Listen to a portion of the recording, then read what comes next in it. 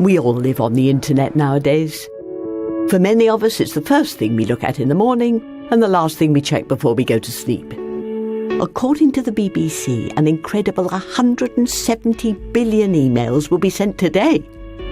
But the internet has become far more than a simple communication tool. So here at Mother, we thought it would be interesting to run a little experiment. To take 5 digital natives and sever their connection to the internet for a week. No emails, no browsing, no social networks, no internet. Our carefully chosen guinea pigs are all big internet users. Before I get out of bed, I read The Guardian online, I check the weather, I check Instagram, Facebook, my email, my calendar for that day, my Gmail, I read The Atlantic, and then I get in the shower. I definitely use the internet much more than I want to.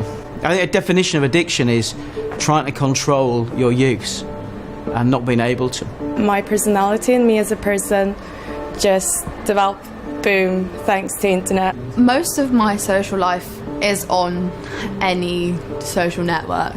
I'll find it really hard not being able to see what other people are doing and sharing things, and I kind of feel like there's something missing to my day. To keep a professional eye on the progress throughout the week and help us analyse our findings, we've enlisted the help of psychologist and addiction specialist Sarah Hiragoyen. Some people are really curious and really can't get enough of information and they need it. That's kind of a process addiction. Other people like gaming or like porn, they're actually getting a dopamine hit. To find out about this dopamine stuff, we went to ask an expert. Dopamine, the chemical, has a specific receptor. The reason that you become addicted to it is because you've got a massive increase in dopamine sort of flashed around your system, right? So everything is going, this thing, whatever you just did, right? I don't know what it is, but whatever just happened, there's a huge amount of dopamine here. This is exactly what you need to do. So becoming addicted to something is using your learning system and stimulating the dopamine producing section more. I hope I'll feel more relaxed, that I'll feel like I've got lots of time to do things, but I think I'll probably feel like I've been in a cave for a week. In one way I know I'm going to be more stressed because I'm like a control freak. You need to know everything, you need to know where to be, you need to know what to do. I'm fucked, basically.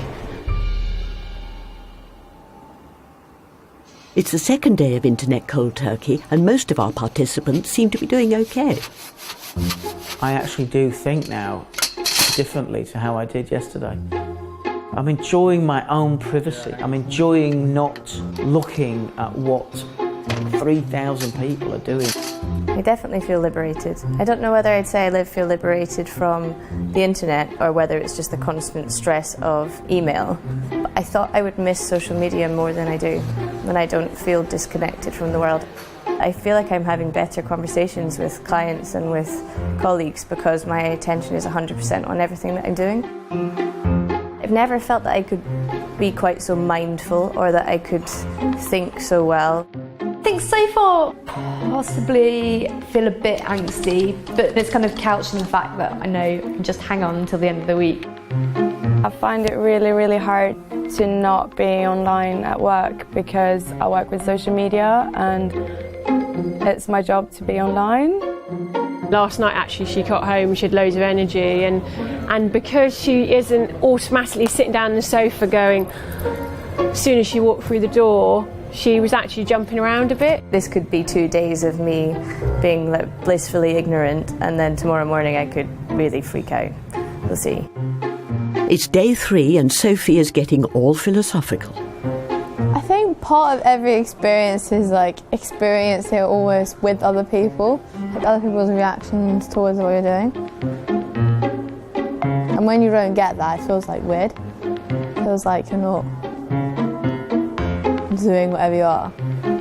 Seeing as she was in a pensive mood, we decided to set her the task of writing her first ever letter to her best friend. It feels weird because like usually I wouldn't write like that much stuff and I usually like already have got my response. I guess I like express a lot more feeling into what I say, whereas usually I wouldn't really think about it much. I'll just say what comes to my head first. She knows that I'll find it hard like not being able to get that instant reply because I always get really annoyed at her when she doesn't reply. like quickly.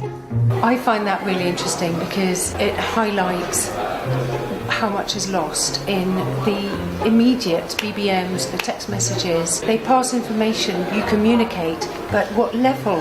That's what concerns me. What level? It feels like a really superficial level. Meanwhile, Maria, separated from her internet audience, has gone for lunch with her real-life friend. Time off has got her thinking about how she uses the internet. I haven't been taking any selfies or photos of what I'm wearing, and obviously it's kind of silly, the whole thing, like, oh, I'm taking photos, uploading on Instagram, and then I'm counting the likes. Get really affected by the social stuff that is going on. If someone gives you a bad comment and you're just like, what is this person thinking about me? Or if you get a good comment from a person that you don't really know and you're just like, oh, how did this person know me? And then it's just all this starts going on, everything. And right now it's just like relaxed. James has had an epiphany. I distract myself with the internet when I've got to complete a task. Even if I don't use the internet, I still don't do the task. Is that interfering? That's my phone going. I've had quite a lot of texts, I've noticed. I think what it is I'm just aware that I'm powerless over it. So I don't think I struggle in moderation.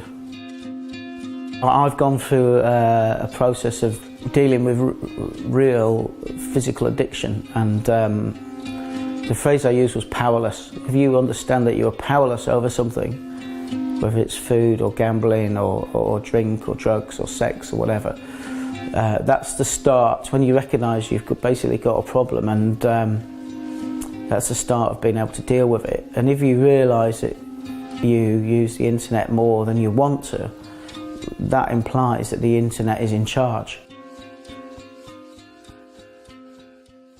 I'm really, really glad I did this. Really, really glad I did this. I certainly am feeling that real world interaction and a real world like means so much more. I had dinner with my brother last night, and he said to me that he's always thought I check my phone too much, and that in the 5.5 years that I've worked at Mother, he thinks it's the first time he's met me for dinner or drinks or anything, after work, before work or on the weekend, where I haven't checked my phone, which made me feel like I'm a really bad sister. This evening is the first time that I felt apprehensive about not having the internet. I haven't really been worried about it all week, and now I'm not really sure how I'm going to respond, because tonight is the private view of a campaign I've spent months working on. Everyone's really buzzing and everyone's talking about it, but everyone's taking pictures on their phones and posting them on Instagram, and I can't do it. But actually maybe I've had more conversations with people. I don't know, I really am like, oh, look what everyone's doing, they're all putting on social media, and I can't. Amazing. But I can't tell anyone apart from you and everyone I speak to that I'm really happy and really proud.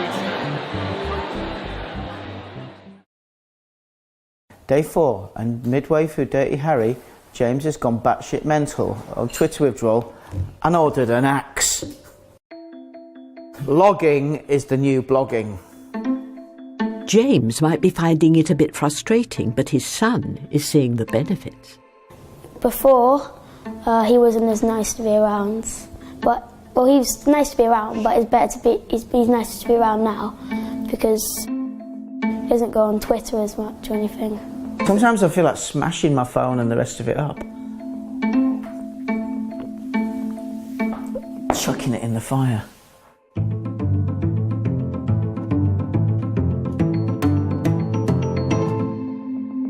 Unfortunately, I'm very ashamed to admit, I did a Google Map search and it was totally pointless. Actually, if I hadn't cheated, which I really regret, it would have been less stressful. You just have to accept that you've got to get the next train. There's nothing else you can do. Sophie's missing Instagram. I'm struggling, but I'm doing all right.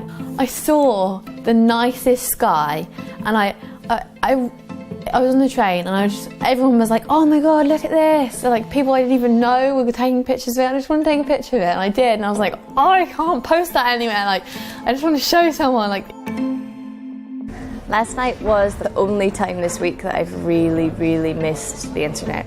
I found it so hard to watch people taking pictures, tweeting. I couldn't be part of the conversation. I felt like isolated from it. And I came in this morning and one of my friends here had made me a present. And she made me this, which is like analog Twitter and Instagram. Instagram on paper, comments positive, people liking it, look at all the people. And this was so much better than me having the internet last night, because this feels real and this came with loads of thought. Tonight I've been out on events, as I normally do on Thursdays. I actually have a lot of friends that I bet are just around the corner, but they don't know where I am, because we constantly keep in touch. We're like, oh, you're here now, I'm going to come soon. The whole project have made me realise and have a think about who's my friend and not. I have a huge amount of friends on Facebook, but then when it comes to real personal stuff, it's just like, okay, I don't know who's my real friend. It's the end of our experiment, and our participants regroup at Mother to have a chat with Sarah. It's been transformative for me. The most panicked I've felt all week is now thinking about going back online. So I think I think my behaviour will be totally different. I feel like I might be re-embracing the analogue rather than the digital. When I get my phone back and when we get back on the internet, I'm definitely not going to check work emails outside of work. I've got a list of kind of things that we can do to help people not be so beholden to their phones. That just because it's had such a positive impact on the way I work and the way I feel, 1 week it's been so good that I think it would be crazy to not try and share that experience and make everybody feel a wee bit better. I felt very similar to Katie. I really, really liked it.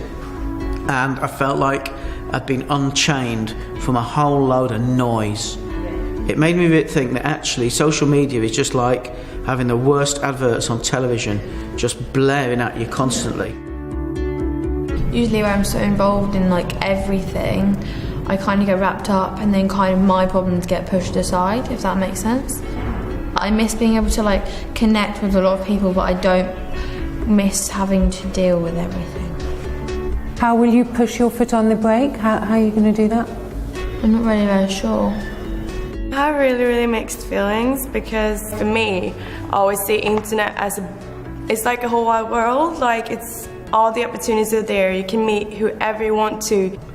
I think Maria totally summed up what we get out of it there. Those of us that work, is it's the world, and without it, you're the Amish.